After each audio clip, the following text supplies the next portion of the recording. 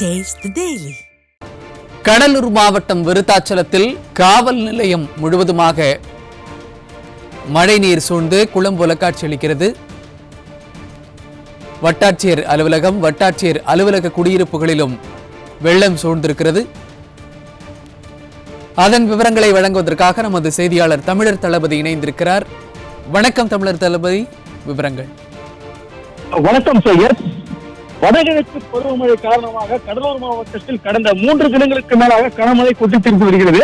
இதனால் பொதுமக்களின் இயல்பு வாழ்க்கை கடுமையாக பாதிக்கப்பட்டுள்ள நிலையில் மேலும் பொதுமக்களை சிரமம் அடையும் வகையில் நேற்று இரவில் இருந்து விடிய அந்த கனமழையாக கொட்டி தீர்த்து வருகிறது. இதனால் பார்த்தோம் என்றால் இந்த பொதுமக்களின் பிரச்சனைகளை தீர்க்கக்கூடிய அந்த தாசில்தார் அலுவலகம், அதே போல் இந்த காவல் நிலையத்திலும் மழைநீரானது கடல் போல், அதாவது முழங்கால் அளவிற்கு மழைநீர் தேங்கி இருக்கிறது. இவ்வாறு மழைநீர் தேங்கி இருப்பதற்கு காரணம் என்னவென்றால், அந்த வழியாக செல்லக்கூடிய அந்த கடலூர் விருத்தாச்சலம்